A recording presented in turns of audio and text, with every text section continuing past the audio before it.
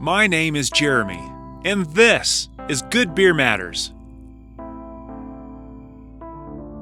I guess it's a good thing that a cultural good like the World's Oldest Brewery is conserved by the state as a cultural historic monument.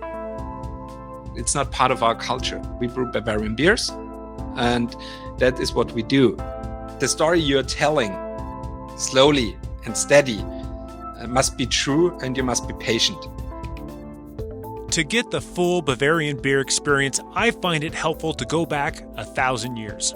Without a time machine, we'll have to visit a brewery nearly as old.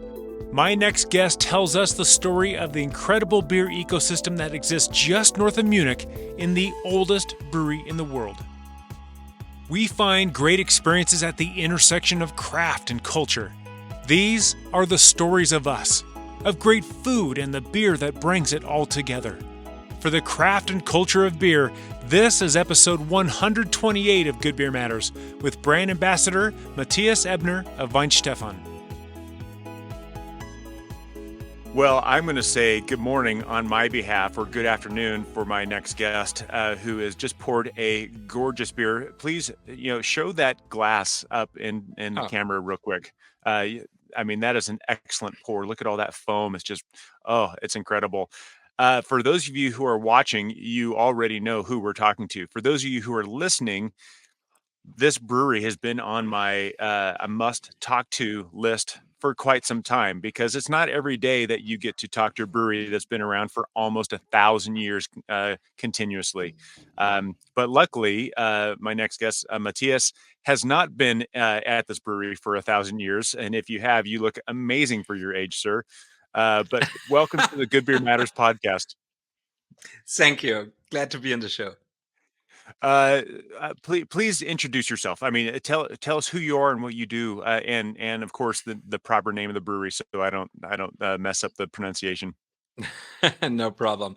Hey, I'm Matthias. I'm 38 years old. I'm a brewing engineer, and I work for the Weihenstephan Brewery, or as the name is correct, the Bavarian State Brewery Weihenstephan. And I'm working in the export department as a brand ambassador. So, all the Weihenstephan beers are, at least in my part of the world, and I assume it's pretty much the same most places, that we actually have really good access to your beers. And all through my studies for advanced Cicerone and beer judge, when it came time to get some truly Munich style beers like a Helles or a Weiss beer or anything like that, the Weihenstephan brand was pretty much always there when we needed them to be. Is that part of your doing? Yes and no. So we try to support the business partners we have that are doing the imports all over the world. So as the world's oldest brewery and having that label, it's a pretty good export brand. So 70% of our volume we are producing is actually exported in over 55 countries worldwide. And the biggest export country we have is actually the United States of America. And since many years, we're working with South Carolina-based company, TBS, Total Beverage Solution, which is our exclusive importer in the United States.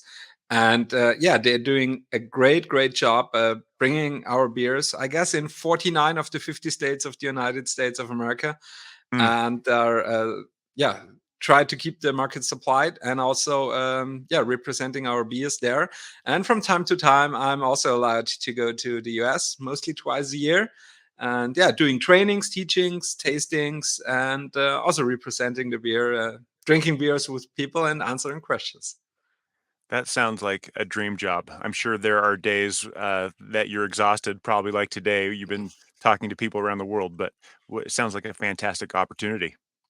It's great. I mean, we have, I don't know if this is a common saying, but we have a saying in Germany. So if you're having a job that you love, you will never work a day anymore. So if you're really into that, what you're doing, if you love what you're doing, you're not actually working, And sometimes it feels that way. I mean, there are annoying things like layover on airports, hotel rooms, and stuff like that, chat lags.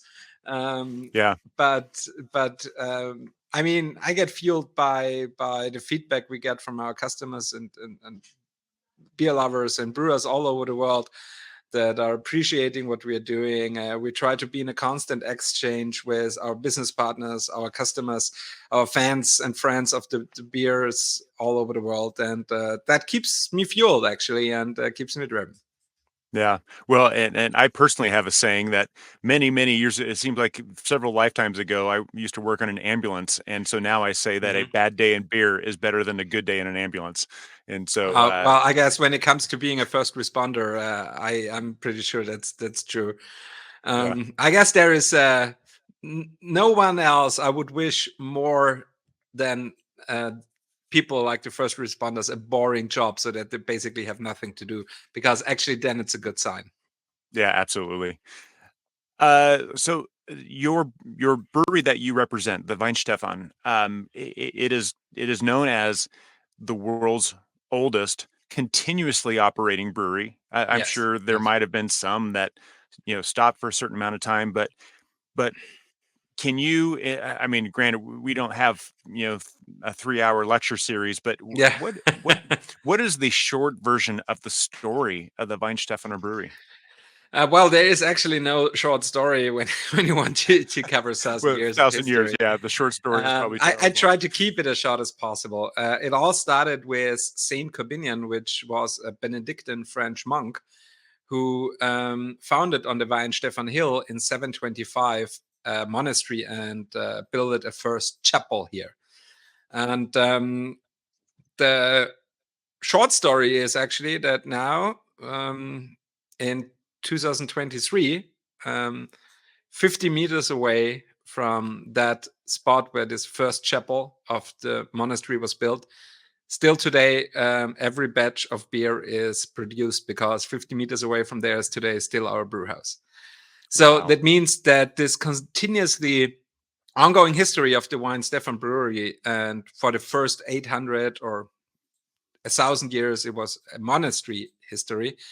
It was, of course, very complicated and moving, because everything that was happening in the Middle Ages, or in that time frame between 725 and 1803, everything that happened in Europe in that time also happened actually to the monastery, to the Weihenstephan monastery, because plagues, fires, wars, the Succession Wars, the Napoleon Wars, the 30-Year War, whatever that happened in Europe also happened here. And because of Yeah. that very moving and complicated times, a lot of the knowledge about our history got lost actually, or not even documented at that time, because the continuously documentation also was not very common in the Middle Ages.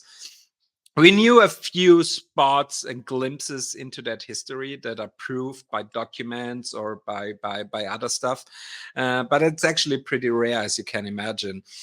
We know for sure from some historic documents that between 1100 and 1500, the brewery was burned down 4 times minimum. Oh, wow. I guess it even maybe happened more, because all was wooden at that time, and it was an open fire brewery and whatever. So I guess there were more fires than just 4 in 400 years. Yeah. But yeah, it doesn't matter. But the monastery of Weihenstephan was founded by Saint Corbinian, a Benedictine monk, and it became a Benedictine monastery. And this monastery actually also grew up here on the Weihenstephan Hill on their belongings in the 8th century. Actually, we are assuming that those hops that were grown on the Weihenstephan Hill, the brothers used to brew beer, but we have no proof on that they used it for brewing. It's the most logical thing that they did it with that. So, Hmm. but we are not for sure. What we Yeah. know for sure is that in 1040, the bishop of the city of Freising, or of the diocese of Freising, the archbishop, did grant the head of the monastery the right to brew and sell the beer in the town of Freising, so in his diocese. What means that at that time the brothers brewed beer already here, but they were mostly just using it for their own consumption, for their own use inside the walls of the monastery. And he granted them the right also to sell it in his town or in the city of Freising, which belonged to the diocese of the city of Freising, which is And right this was close it. to This Weihenstephan. and And this this was is in what we 1040. this was in 1040, and this is what we defined then. That's the start of being a brewery, because brewing beer is the one thing, and if you're a home brewer, you're not a brewery, because when you're brewing beer at home and you're just having for you and your friends that were visiting you, then actually you're not a brewery. It started when you start selling this for business and for living.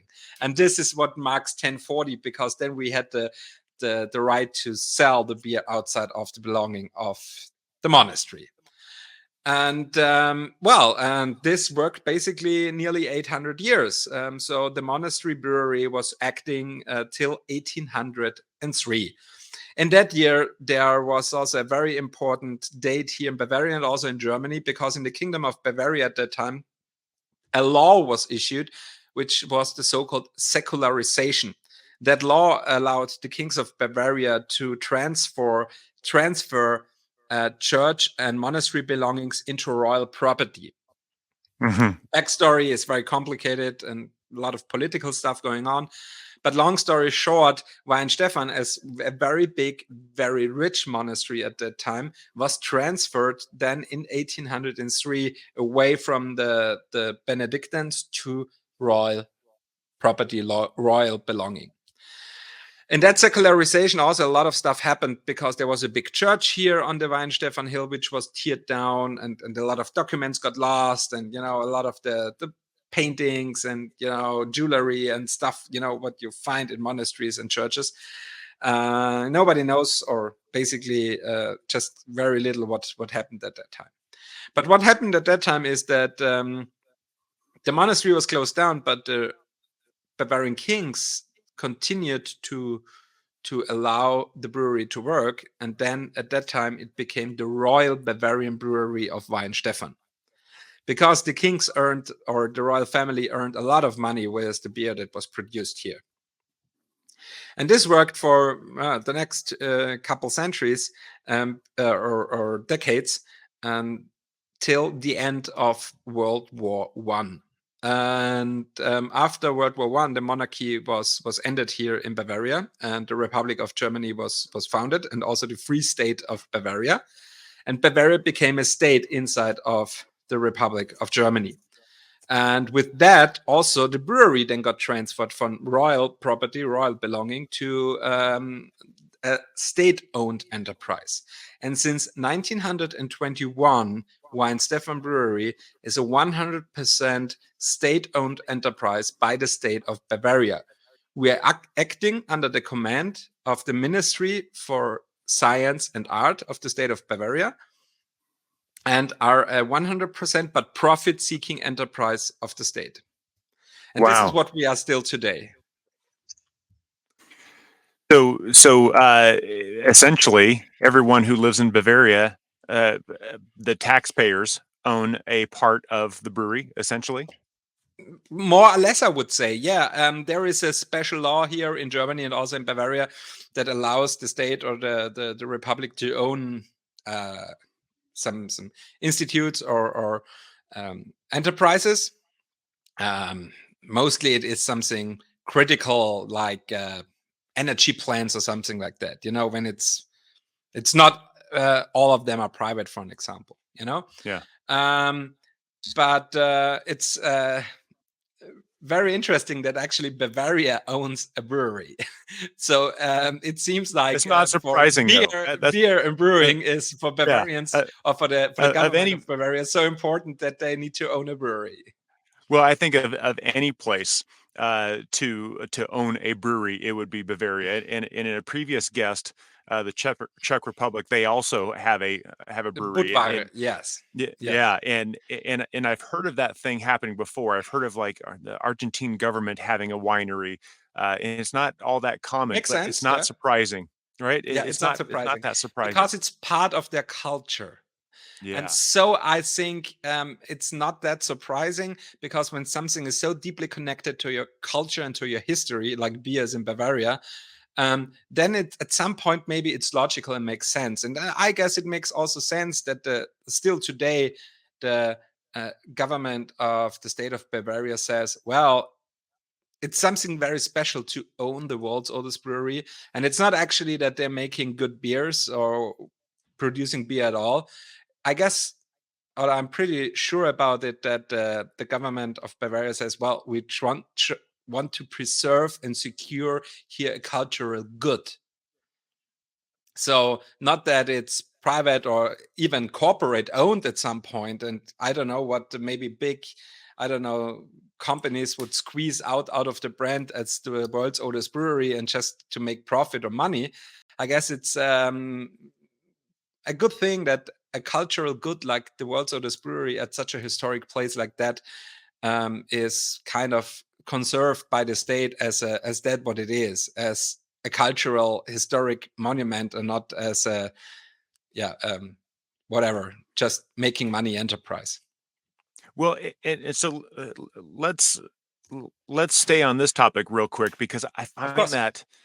I find that really fascinating. I've listened to the podcast that you have, and we'll talk about that in a minute. But I've heard that you guys are part of the excuse me, the Bavarian Ministry of Science and Arts. Um, uh, and that really got me thinking. Hearing that, because I've always thought of beer as just so much more than a beer. It's a gateway to the world. It's a you know it, when we think about it, beer in a very real sense is a cultural relic. It's it, when years ago, before the internet and before cell phones and all that stuff, people would go on vacation. Americans would go to a place like Munich, for example. We'd take a lot of photos. Then we'd come home and we'd put them into slides, and we'd bring all our friends and family and show everyone, here is all of our slides from our trip to Munich, and so they could share that experience. Yes. And these days we have Instagram and Facebook and all that stuff, but we also have beer and food and other things for that matter. But beer really serves as that way to share that cultural experience. Talk to me about how German beer, the Weihenstephan brand in particular, acts as that cultural relic, as that cultural ambassador to the rest of the world. Yes. By the way, thanks for the phrase "beer is a gateway to connect the world." I love that.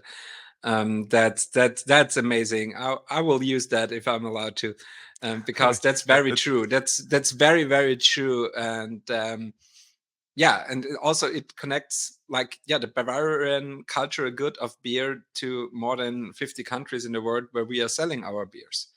mhm. Um, Being this kind of ambassador lighthouse brewery for Bavarian art and science of brewing is also very closely connected to Weihenstephan, or to the Technical University of Weihenstephan, because in 1865 the king of Bavaria also founded here in Weihenstephan an agricultural school, because there were a lot of buildings and other infrastructure left from the monastery, because the Benedictines had their kind of mantra that part of the Benedictine approach of being a monk is that they do everything on their own and create everything on their own.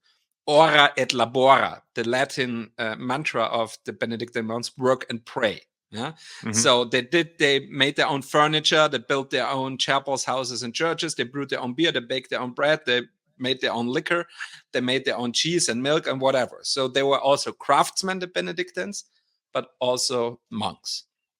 And that's why Benedictines had their brewery, for an example, but also at the monastery there was a distillery, there was a dairy and a cattle farm, there was agricultural fields, they had their own forests, and they all worked in there.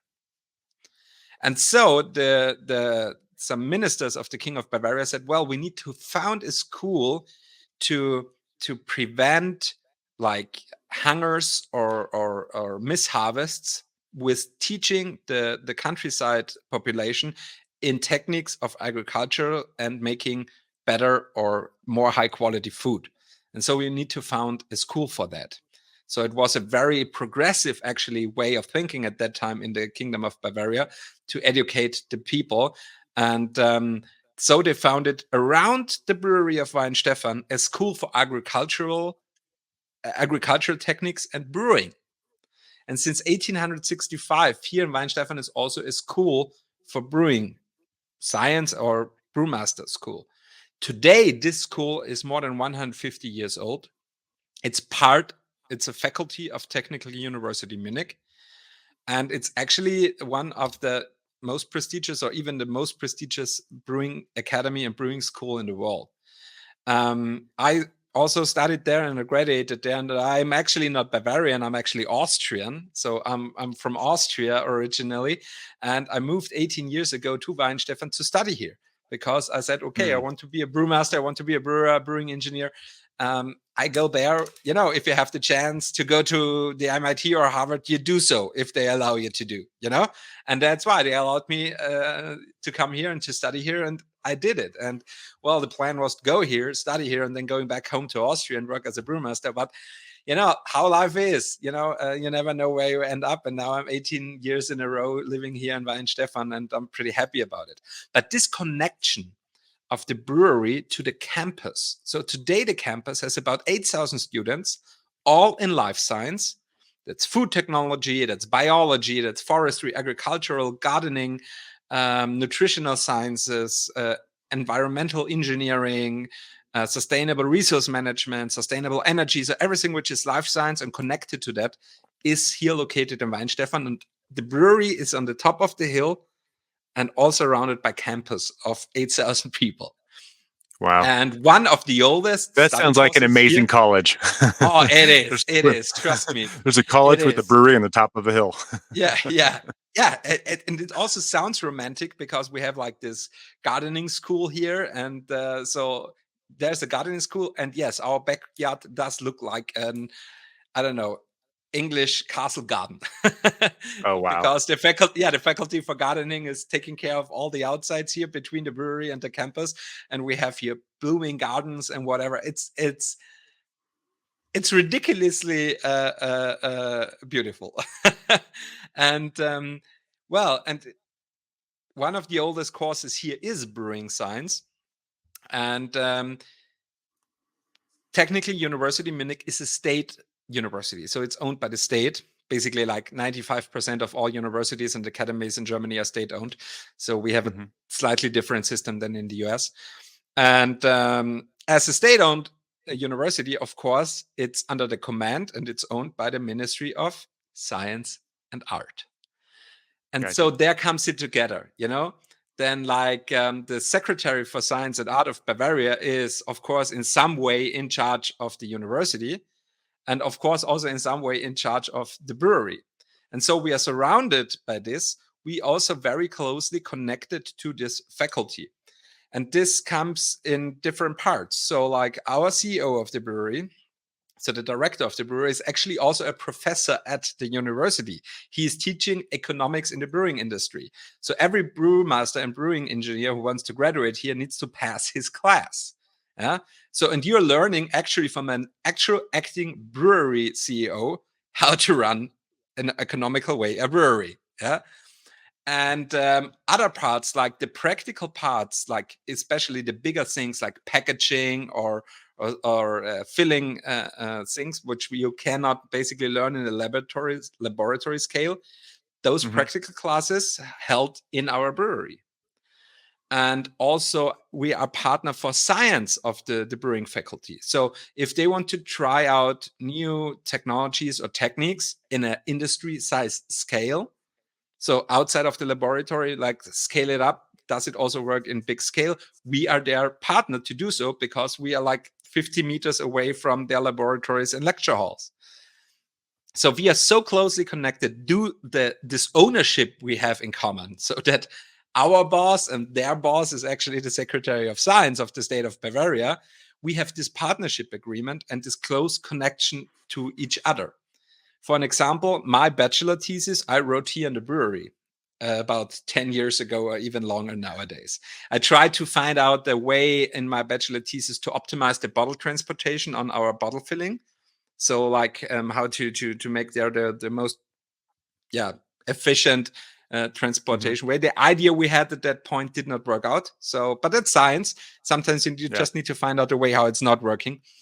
But yeah, all this is so closely connected to each other. And I guess this is one of having the state as a shareholder and owner of those two institutes is a very fruitful relationship, not just to create brewing engineers and brewmasters in a quality that basically is very hard to copy anywhere else in the world, because you have this industry sized brewery, you have this tradition, and also this ambition of everyone to work with beer that you, in my personal opinion, can barely find anywhere else in the world than in Bavaria, because you have a commitment from the state that owns a brewery, that brings a university in the surrounding and said science beer. Yeah. Yeah. And this is something very unique and very special. And this Well, also fuels no, go ahead. Go ahead and finish it, and then I got a question and for I you. think this also fuels then the whole culture of beer here. It's this commitment that we say, okay, we having this institution here, we have this faculty here, we have this brewery here, to find new technologies, to develop new beer know-how. Yeah. But that all leveled down in the end of the culture of beer that is here in the DNA of the region and of the people. Because think about it, if you have done research 10 kilometers north of the brewery, so about 6-7 miles north of the brewery, the Hallertau region is beginning. So the Yeah. biggest hop growing region in the world is right north of the brewery. Yeah. And actually, there in the Hallertau region, we have uh, hop farmers that are growing in our or for us hops that we are then using here. So many ways are here connected into brewing culture, brewing industry, that is very, very unique and hard to find anywhere else in the world. Well, and what you're describing just sounds like an absolute dream to me. It just, You're cordially invited to visit us. I'll get on a plane as soon as I can. But how do you take just this incredible, Willy Wonka esque beer version of what's happening there? But how do you convey that to the rest of the world? I mean, obviously, there's some magic happening there.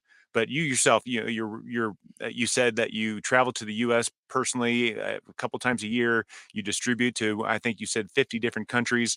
Um, how do you carry that sentiment, that culture, that magic that you guys have there? How do you get that out to the rest of the world? Actually, personal presence. So actually, when it comes to Germany, we're a mid-sized brewery. We're doing about 400 to 420,000 hectoliters of beer every year. So this is classical mid-size, maybe a little bit bigger mid-size, but it's still a mid-sized brewery. And so we are not in the size that we can maybe sponsor I don't know, Champions League teams like Bayern Munich, like other Munich breweries. They are 10 times Hmm. bigger than us. And with being 10 times bigger, your pockets are a little bit deeper and bigger. So Hmm. they carry their brand in a different way, which is absolutely legit and absolutely fine. It's nothing to judge here. I just say we cannot have that purchase power in marketing or whatever to transport the brand. Our approach of transporting the brand is because it's a little bit more complicated to tell story. I mean, we have now took about 20 minutes just talking about what are we, what's our history, and how is everything connected, and you don't even get the full picture yet. And so how to transport that? So it takes three aspects, I would say. The first thing is personal presence. So you need to be there in the country, in the region where you want to sell the beer, and you need to understand those people that are consuming your beer, and you need to understand their approach to beer. And you can only understand that if you're personally present there and talk to the people and connect to the people. And then you will find out how your product and how your beer could fit to their behavior, to their culture, and how they like and drink beer. Yeah. And so this is the first thing, and this comes to the second.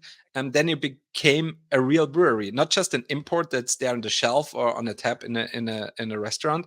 Then you became slowly, because you cannot be anywhere at the same time. It takes time, it takes years, maybe decades, but you became slowly a real brand, so that the fans or the people are like, oh, I met there once a brewer of them, or a sales guy or whatever. So you're someone you can catch on and you can talk to. And the third thing, and this is also, I guess, is very important, is that the story you're telling, slowly and steady, must be true, and you must be patient. You know, um, growing. I mean, we are nearly 1,000 years old, and we are like 400,000 hectoliters. I know craft breweries that grew like double our time in 5 years. Yeah. Because of the boom in the United States, and they're making fantastic beers. But I guess we could never have such a grow, or such a thing, because we approach those things differently. And actually, at this historic spot here in Weihenstephan, um, we are slowly, but some at some point, at the point where we cannot produce more beer, because all the surroundings, all the space is already taken by laboratories, by lecture halls, by other stuff. And we cannot say, hey, we want to tear down that lecture hall for new tanks. That will Yeah. not work, because the university has priority and not brewing beer. um, and so at that point, it's that this slow growing approach, and letting the brand work itself with the support of personal presence, and with great partners, of course, like our importers in the different countries, then it works. But patience is, in the end, one of the most important values. I find that wonderfully interesting because in in modern society, in modern innovative entrepreneurial society, patience is a virtue we don't have. We want we want our minimum viable product, and we want it yesterday, right? Yeah, you're So, right. so Maybe, yeah. which is which I see the economic capitalistic benefit of that, but there's also a downside to that. There's also just a few weeks ago, and you I think you'll appreciate this. Just a few weeks ago, I was judging at a beer competition, and we were judging a kind of a mix of American and German lagers brewed by craft brewers in the U.S. And almost all of them just had just this obnoxious um, presence of sulfur dioxide, or like a burnt matchstick flavor that was just too much Hmm. for style. None of them were good. In fact, all of us at the table thought, ugh, I can't move any of these on to the next round. Yeah. These were awful.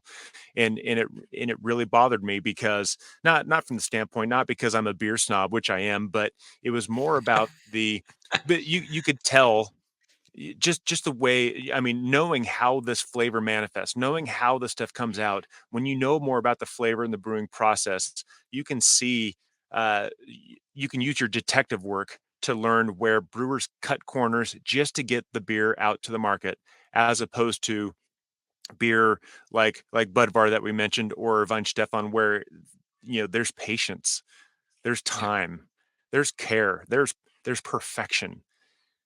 How do you deal with the modern world? Actually, the better question is, how do you navigate through the modern demand for innovation versus the respect for patience and tradition? That's a good question. We don't do it. You just ignore it completely, off with Yeah, their I head. mean, I mean, ah, uh, um, it's it's the thing. I guess maybe we are one of the rare breweries that are don't care about that, and maybe that makes us special in some way. I know, and I'm aware of that not everyone can have the luxury to do that. Yeah, that Um, is a luxury. and we have this special situation as being state owned, as being that old, and we have a luxury that we can uh, do things that maybe other breweries cannot do, and we are aware of that. And so we are not judging um, the actions of others. So we would never say, okay, this is the way like the Mandalorians do. Uh, it's just Nice quote yeah. there. Excuse I me, got to nerd pull that gag. one out. Yeah, yeah. um, This is the way. it this is the way. We would never do that. That we say this is how we know that it's our way and it's right for us as conserving this brand, as conserving this history and tradition. And in that situation that we are with the shareholder, the state, and our history and the responsible we have for that history. So we have the luxury that we can say we don't run after trends or whatever. So we wait, we look at it from time to time. Maybe we bring something new, or mostly we don't. So we are not a brewery. We have a core lineup that are 100% only Bavarian styles. So you would never find a New England IPA. Even I love this style. I really love it's my most favorite New World beer style. But you will never see in our core lineup a beer like that, or that we are brewing something like that. It's not part of our culture. We brew Bavarian beers, and that is what we do. And maybe sometimes we're bringing a new kind of Helles because the last decade, a milder and more easygoing way of Bavarian style Helles became popular and became kind of part of the beer culture in Bavaria. And so we started making next to our traditional original lager, kind of new mild, new style Helles. Yeah. Yeah. But this process did take years. Yeah. So, and if we're bringing like a new product every 5 years, even then it's fast for us. But on the downside, being that kind of in a slower pace also can be annoying at some point. But this is would not be right for us to work in that new fast moving society, whatever. I mean, maybe Yeah. we are the slow pace that the people are maybe need in their lives, because when everything is fast, maybe just having the slow pace and take a wine Stefan Hefe and sit down and let the world be stopped for a beer and then continue with that. Of course, we're adapting. We're doing very good, I guess, in my personal opinion, in our social media. So also bringing in a brand ambassador on the team was also very uncommon for Germany. I know it's pretty a lot of breweries in the US have brand ambassadors, especially in the craft scene. It's Hmm. basically you will not find a brewery brand ambassador in Germany. It's a basically uncommon thing. I was actually the first ever in a German brewery being an official brand ambassador, just representing the brand.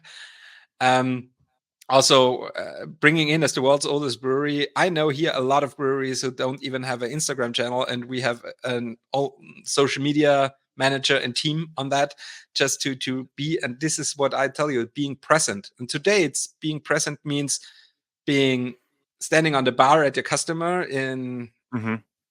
whatever in the US or in Austria or I don't know where, but also being present online, because a lot of Yeah. people are That's where connect to their people are. brands, and this is where we said, okay, there we need to be too. So innovation does not mean, or being up to time does not mean that sometimes you're neglecting everything that's new. You just need to find what works for you and your brand, and which is still has the credibility, and is still you don't lose yourself into something what you're not. So, and I'm so glad you said that because I personally, this is a completely different podcast.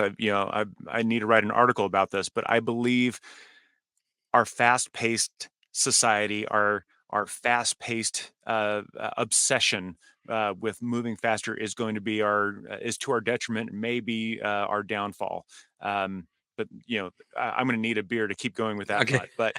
But that said, I agree with you. But I do want to politely and respectfully challenge what you just said, just from the standpoint of you also have a school there. You also have students that are going through the brewing program to become a brewer, a brewing engineer, and they may not get a job at Weihenstephan brewing the new Helles. They may end Yeah. up at some other brewery brewing an American Yeah. New England IPA. So how do you? And just the fact that you have a school there means that that you're teaching classic techniques and being aware of what's coming down the pike, I would presume. How do you Mhm. how do you unpack that? And that's very interesting because that's true, because a lot of the teachings are also based on the Bavarian purity law. So you're like most of the things you learn here are based on brewing traditional Bavarian way, and not like adding other raw materials or whatever. Mhm. But there are still classes and courses on international brewing methods. There are still innovative product development classes where students are actually producing maybe new world beers or whatever. So you have a small science brewery here, actually 4 small scaled brew houses at the campus, from 800 liters to 8 liters. So actually on all that, the brewers can learn the different things. What you mostly learn here in our brewery is more the big scale machinery part of it, how to understand how a big scale brew house works, how a packaging line, a filling line, a keg line works. How to maintain quality management, how to maintain tanks, machinery, and stuff like that. Something in a scale you cannot never teach at the university. Those Mhm. specialties, you say, they are taught at the university at some point, but that's not taught with us. And on the other side, the education is like a 360 degrees brewmasters or brewing engineer education, where you're going so deep into the biochemistry and the food chemistry of the product, into the mechanical engineering, so that in the end you know the basic, not the how to to manufacture it A to B. You learn the what it is in the inside, so that you can extrapolate everything out of that knowledge to brew a good Bavarian style wheat beer, but also a New England IPA, because you know how, I don't know, oat proteins work compared to wheat proteins, how they're doing Mm. in the turbidity and whatever, because you know the basic biochemistry and the basic food chemistry, and you know how those proteins work, and you know how those proteins work with the genetics of different yeast cultures. That's why it's a 7-semester bachelor and a 4-semester master's degree. So there's a lot to learn on that. And after this, you can go to brewing a New England IPA, or you can go to one of the manufacturers and build and design brew houses. Yeah. So I have friends I started with, they're basically doing all that. I have a friend, and actually that's pretty cool. So I maybe he sees that. Servus Reik. He is made after his study course a PhD in more or less a mix of brewing science and IT, and he has done simulation of complete breweries, the energy demand of a complete breweries. He wrote a program how to simulate the energy demand of producing in different levels beer. And now he is at a company. They are actually doing exactly that. They're designing the brewery on the computer, like a greenfield project, Yeah. calculating, and with his kind of knowledge on the software simulation, he is basically simulating the whole brewery, and then he is gonna, with that project, from greenfield to the final or the first batch at the brewery, and they are then building it after that. And I think that's so cool. Like, okay, I'm simulating that, I'm planning that, and then this thing is gonna be built. Yeah. And Yeah. and then I have a friend who studied here brewing engineer. He was actually one of the best of his class, and he went back. He's also Austrian like me, and he went back to Austria and founded with friends together a small scale craft beer brewery. He's a badass brewing engineer, but he decided to go crafty and makes 1,500 hectoliters with one of the best imperial IPAs I ever drunk in my life. Because, okay, it wasted me the first time I drank it. It was a nightmare that day, because he hided the alcohol in that beer so good. I was not what's going into it. So all this is Because he's an possible. artist. He is an artist. And I love, by the way, the fact that our brewery is owned by the Ministry of Science and Art. I love Yeah. that fact, because this is what the Bavarian way of thinking about beer is reflecting 100%. It brings the science. You need to know the chemistry, the mechanical engineering, the raw materials. You need the science of how all this complicated process of brewing beer ends out in good taste. But the artistic, the RD aspect is the creativity of the brewmaster and the brewers. So Yeah. the creativity of the human aspect, yeah. The brewmaster says, I want to have that imperial IPA, I want to have that wheat beer that tastes that, has that balance.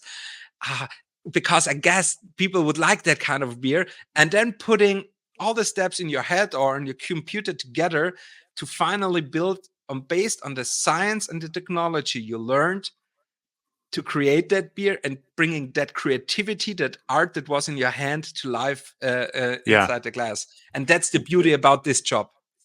Yeah, and I see I use music as a parallel for beer all the time, and we could talk writing, story structure, painting, whatever you want to talk about. We could make that comparison. I'm going to stick with music, but you have this wonderful creativity with creating these melodies and these and chorus, stuff like that. But you still have that structure of the rhythm. You still have that structure of the chord progression, and it's ironically, and I firmly believe this. It's having that structure that gives you the freedom. And for me, Mhm. brewing is the same way because you have all the science, you have all this technology.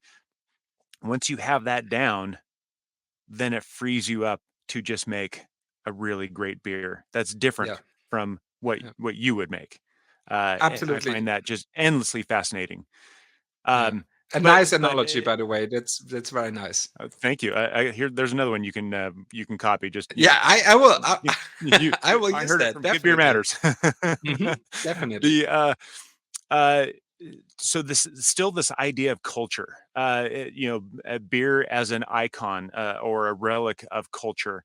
um uh you know Help me understand from people who've never been to Germany, never been to Bavaria, Mhm. and also maybe never even been to Austria. You know, what are some of these traditions? Like Bratziet comes to mind. That I'm aware of Bratziet.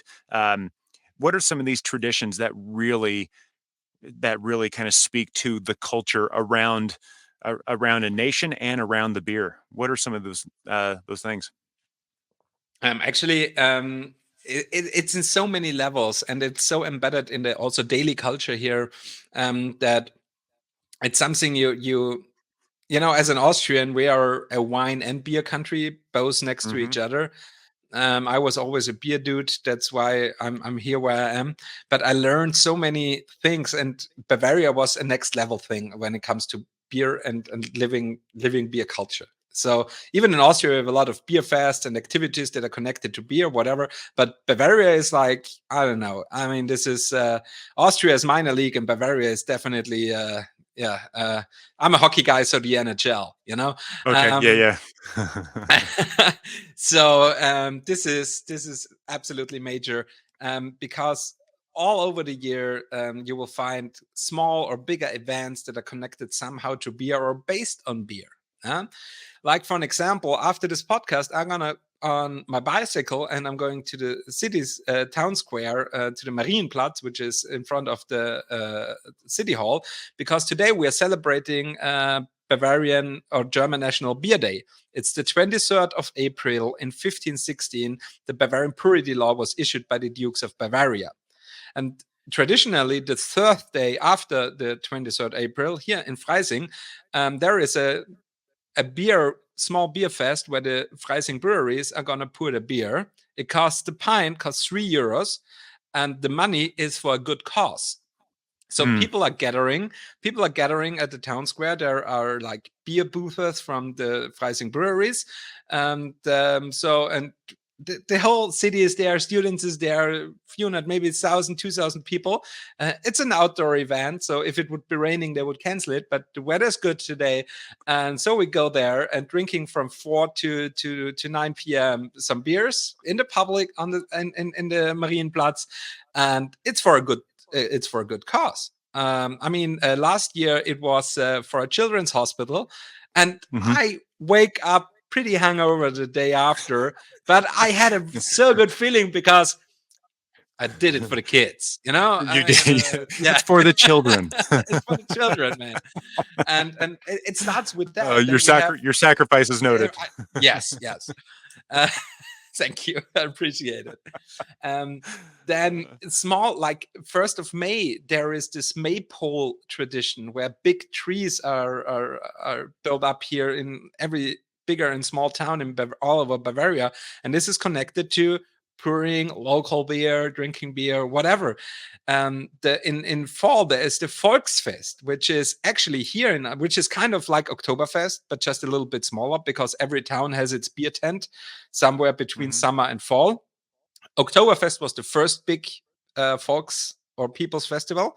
And after that inspiration, now you will find those tents all over Bavaria. Ours is in the first week of September. Traditionally, they are pouring our fest beer there. Also, the fest beer available starting in August all over the United States, by the way. Just putting it in at some point. Awesome. Looking forward to it.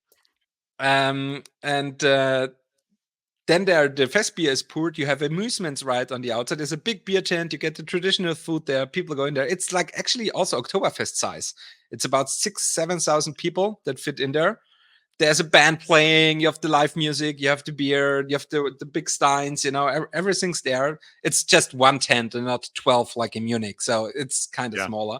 But our Volksfest has the tradition of, and that's the interesting thing, it's a kind of a state fair at the beginning of the harvest season of the hops, you know, because it was an agricultural festival at the beginning, and we're so close to the world's biggest hop region.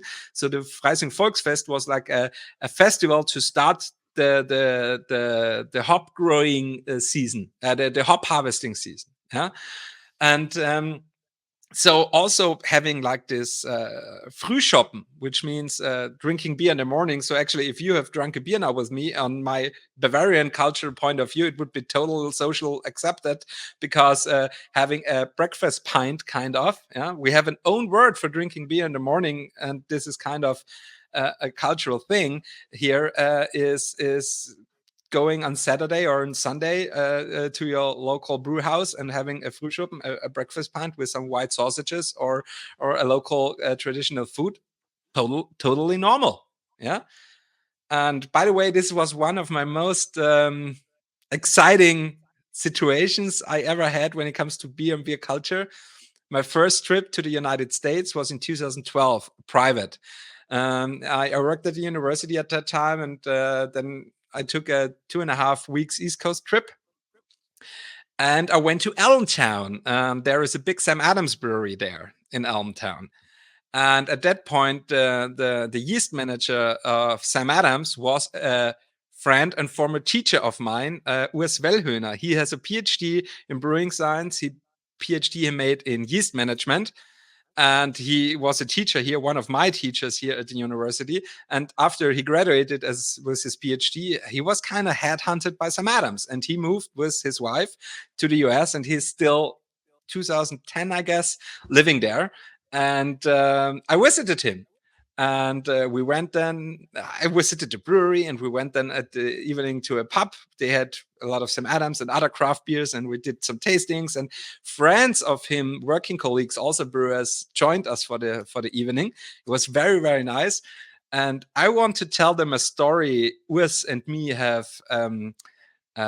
experienced once, because we were together at the Frühschoppen, as this event where we're, drinking your morning beer, whatever, this classic Frühschoppen.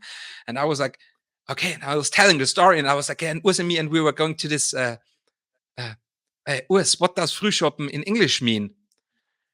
And he was like, oh, I guess there is no English word for Frühschoppen. And then we tried to explain it, that it's like a common thing to go on a Saturday or Sunday for a breakfast beer to your local brew house and, have a sausage to it. That's Frühschoppen. And at that moment, I recognized the first time how special that is, the beer culture here, because we're creating own words for the occasion of drinking beer in the morning. And when you go to someone else and say, hey, let's go to Frühschoppen, this person immediately knows what's going to happening. We're going to meet in the morning and have a beer together at the brew house. Well, in here in America, it's funny. I say that we steal other countries' holidays and make them our own drinking holidays, like St. Patrick's Day and Cinco de Mayo. Yeah, Those it's don't belong cool. to us, but they turn into Yeah, just excuses to drink, yeah, yeah. everyone's happy. So Yeah, and I mean, and I guess the most true and most important quote on beer, um, actually is from the United States. It's ah ah ah no beer is the proof that God loves us and wants us to be happy.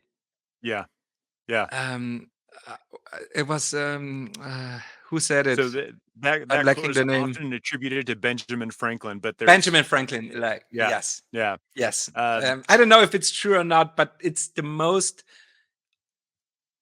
true quote about beer.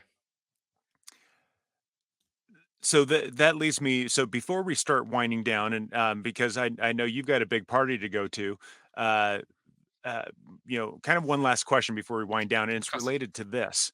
Um, you know, if that quote is true, and I believe it, it's proof that God loves us, wants us to be happy.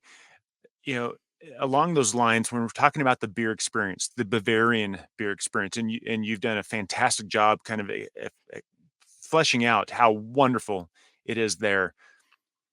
But as you are the brand ambassador and you go out and you this is to my knowledge, or my belief, your job is to share Weihenstephan with the world, but also by attribution, you are it's your job to define and deliver a Bavarian drinking experience.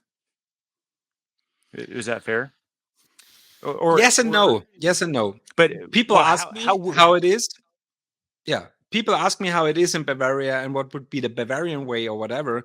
But for me and also for us as a brewery, it's more important to see how different cultures, different countries, different people approach our beers and how they implement it in their behavior and in their culture. And and that right there is the purpose of this season of the Good Beer Matters podcast, to see how people experience that beer experience differently. So what is your yes, take on it? my take on it is that when the people like the product and they adapt it for themselves, it somehow. I don't want to be the nerd who's like, no, you need to do it the Bavarian way. You need to do it that way. Whatever, I said whatever. white sausage. Yeah, yeah. Actually, even because I'm not Bavarian, so I can be talking easy on that, because I'm just like, hey, makes it you happy? Do you like it? Does it taste good for you? Then I mean, this is actually what other friend of mine who is working for a hop growing company or hop selling company once said in an interview as a student why he's studying brewing science. And he said, because I want to help people to get happy with brewing beer. And actually, I guess that's our job. Our job is not brewing beer. Our job is making people happy, having a good time with their friends and their loved ones, and enjoying great experiences with a great drink. And of course, all with the common responsibility of not drinking too much and know when it's good and when it's enough. It should be an enjoyment and should not be getting wasted. I mean, this is the bottom line of everything. It's enjoyment and not anything else. But having that good time, you cannot say how to have a good time with a Bavarian beer because it's not in Bavaria. Maybe it's the Bavarian way, and in America it's the American way. And one of the most interesting also things I saw, especially in Israel, we're the number one wheat beer brand and the number one German beer brand in Israel.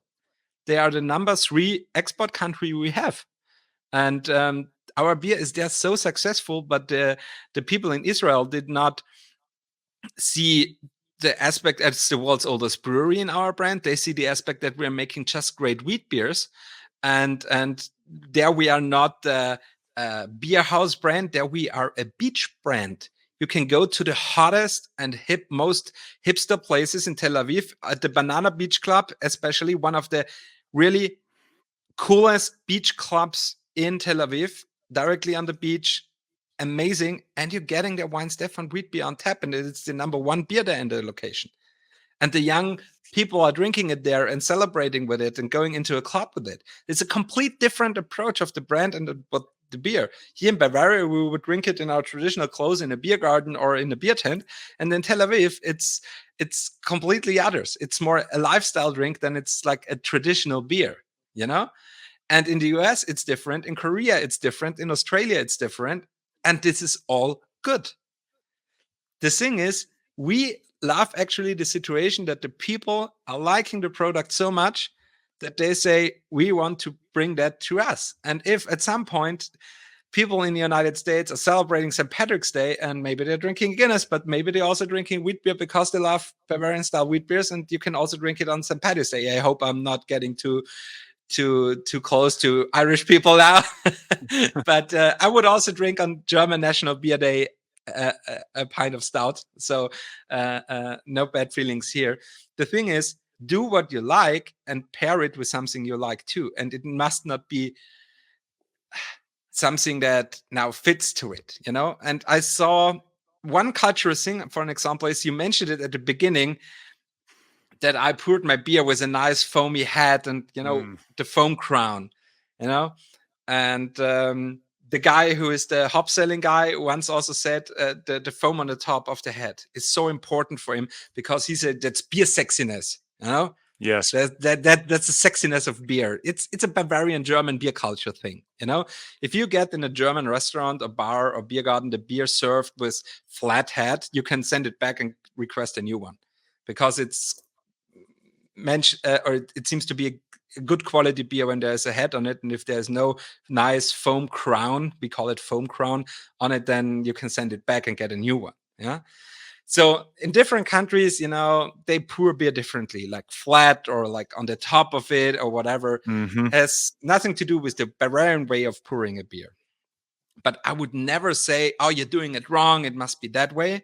When I'm in a sports bar, I mean, pour it like you would pour it there. When I'm in a Chinese or Asian restaurant, then I don't want to serve it like, you know, with the nice foam crown, like I would get served it in a Bavarian beer garden. You know, I like the idea that in a Vietnamese restaurant like I had in the US, great account of us. Vietnamese restaurant is selling a great amount of wheat beer because they say the fruitiness and the creaminess of the product fits very well to their kind of spicy but also creamy food. And actually, wheat beer and Asian food, freaking amazing. And I would never thought about this before. But in the US, I learned a whole new perspective of Bavarian beer culture meeting a different food culture. But I get this is what you mentioned. This is something that not only, but this works a lot in the US, that different cultures like are migrating to each other and bringing out the completely new mix of whatever. And that's what I love about the flavor of beer and food. Just really offers that bridge between cultures that in a very philosophical sense could open up conversation where conversation is needed, just through a beer and food. And I find that wonderful. Absolutely. And you have you can enjoy great food and great beer. And I can see that people say, I want the Asian beer to my Asian food. Maybe I'm going to sushi and I want the Kirin beer. Yeah. Totally fine, but maybe bringing a new experience, bringing a Bavarian wheat beer and an American IPA. Yeah, so all this can work great together. There's only one thing where I would say when I'm in the international travel, when it comes to how to serve the beer, when it's a German restaurant or a German place or a Bavarian place. You know, when you want to represent as a German restaurant or as a German place, German beer culture, or Bavarian beer culture, and you're serving a beer flat, then I would go and say, I want to apologize, but maybe we can talk about that, because when it should be representing German or Bavarian culture, then it's important, because it's really an important part of Bavarian beer culture. So you want to, if you want to represent that, then maybe I would have a subtle talk on maybe how to improve the way of pouring the beer. But in any other place, I'm not so I'm just happy that we are there and you enjoy it.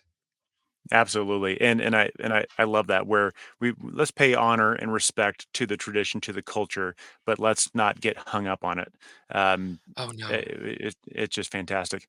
But due to the sake of time, we are going a little bit long. I hope you'll forgive me for that. But no problem. these are my fun wind down questions, and these can be real quick if you prefer, or you can just lay it all Oh, on us. But that's um, but tomorrow, I'm going to make you the king of the entire world of beer for one day. What's the first thing you would change?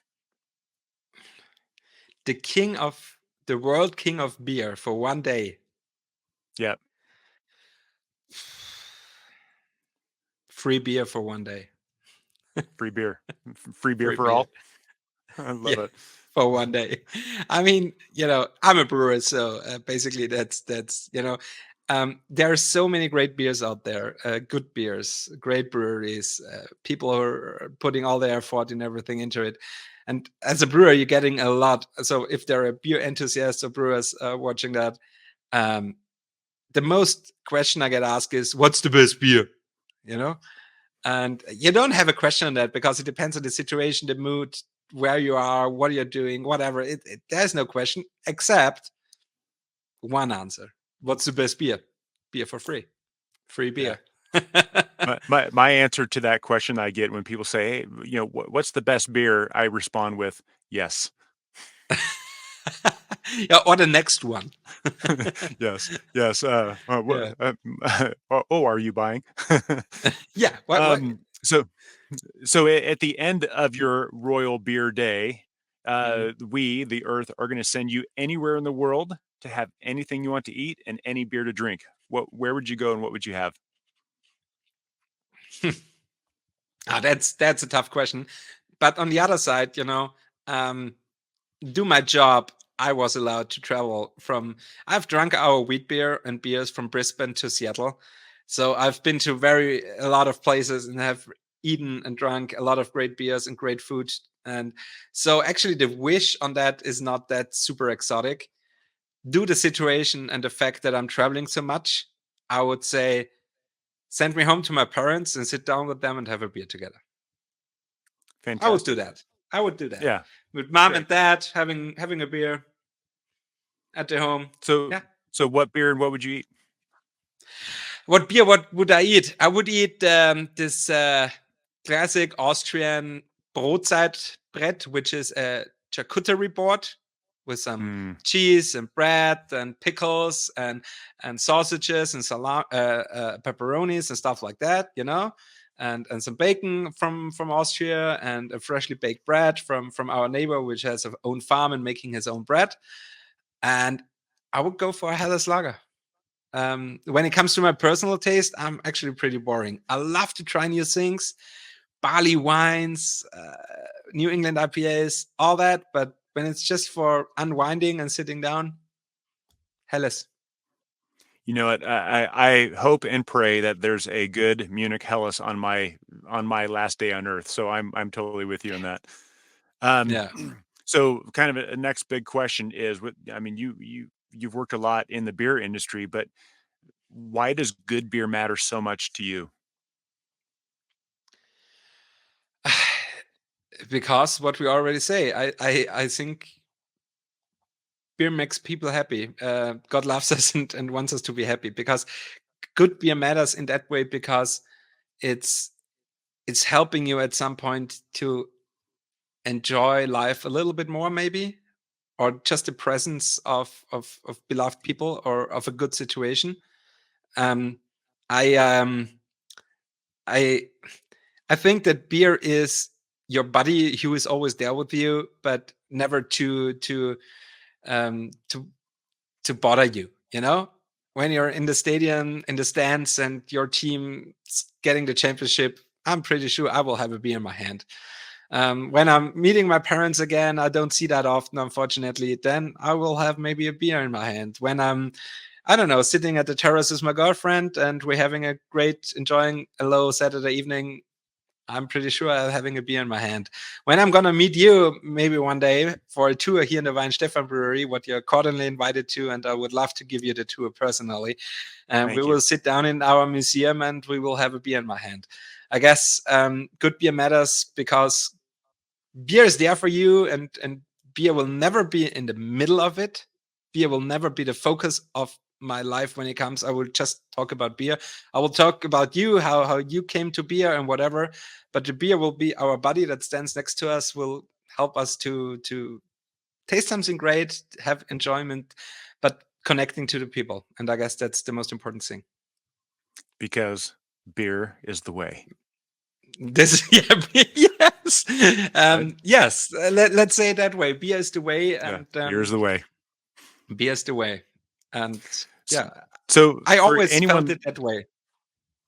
so for anyone listening, and who want to learn more about Weihenstephan or anything, where can they go online? To learn. Weinstephaner.de, de for Deutschland, or also weinstephaner.com. Then you're coming to the Weinstephaner homepage, which is related to the United States market. By the way, there we have also a product finder on weinstephaner.com, where you can put in your zip code and find out where close to you can get on or off trade Weinstephan beers. Yeah. And follow us on Instagram, Weihenstephan_official. And also on Facebook, you will find us. You will also find specified country sites too. There's also Weihenstephan USA or Weihenstephan US or Weihenstephan Israel. Depends on where you are listening to. And just maybe also in the end, maybe making some advertising on my own. Maybe you will listen also to my podcast I have with Anton, my online marketing manager friend here in the brewery. It's 1,000 years of beer. So I guess it's not that super creative title, but yeah, it's a beer from the world's oldest brewery and from us. And we're talking about beer, beer sensory, beer technology, beer culture, a lot of beer culture. We're talking. Sometimes people say to me, I talk too much about beer and food, but There's no guilty. such thing. There's no such Yeah, thing. yeah, I see it say, right? There's Right? no I such mean, thing. yeah, there's no such thing. There's no But such yeah, thing. so we're talking about everything which is related to beer. Our latest episode is just about this maypole tradition. So it's Mhm. basically nothing about beer. It's just about this traditional thing here in Bavaria, making those maypole festivals, and why it's on 1,000 Years of Beer podcast, because there is beer at every maypole party, and so that's why this is something maybe the people are Because interested in. that's your house and you've decided. Yes, and we try to also, we do it in English and German, and please also forgive me. And now, after you maybe listen to us for more than an hour, please also forgive sometimes my English. I know I made a lot of mistakes, and I don't think about it before I talk. I just talk. So yeah, Well, but it's way better than my German, so we're good. Um, so any last words, any final words or advice or word calls to action that you want to share with anyone listening? yes, when you finish this, watching it, hearing it, follow Weihenstephan, follow Good Beer Matters, I guess, but your listeners already did it. If not, do it. Do it now. And so a little Arnold Schwarzenegger reference, I'm Yes. allowed to as Austrian. And now when you're done, go and get a beer. Yeah, which I know we are now keeping you from going to ride your bike down to go get a beer. So with that, thank you No for coming problem. on. Thank you for the fun conversation. Thank you for sharing just the culture coming from your respective part of the world. I mean, not only you're kind of representing Austria, but you're also representing Bavaria, and you're in all those traditions. And I'm thank you for sharing all that. I it was utterly and unendingly fascinating for me. So I appreciate it. No, I say thank you, and I appreciate being here today, and for your time, and that you're sharing this, and also bringing Wine Stefan on your show and on your podcast. And also thank you for your work, because I guess talking about beer and also educating about beer is something that helps us as an industry, that helps us as beer fans and brewers, and people like you who are doing this transparent and open talk about beer and beer culture is something that helps us a lot, because the more people get educated about beer, the I guess more it's good for the industry. Thank you. Excellent. Well, the honor's mine. Thank you for being here. Thank you. Goodbye. I think it's fair to say that any brewery with a school and a 1,000-year history is one we can take leadership from. If Weihenstephan values being present, being patient, and focuses on quality and culture, then maybe we should give those a second thought as well, don't you think? In the next episode, we head to the halls of higher education and discuss how to create better beer experiences around the world. I'm on a virtual tour of the craft and culture of beer around the globe. I've put Good Beer Matters on video so I can take you along for the ride. If you know of a person, a place, or a beer story that needs to be told, let me know. Meanwhile, grab a beer, hang out with friends, and let your world open up. Thank you for listening. Cheers.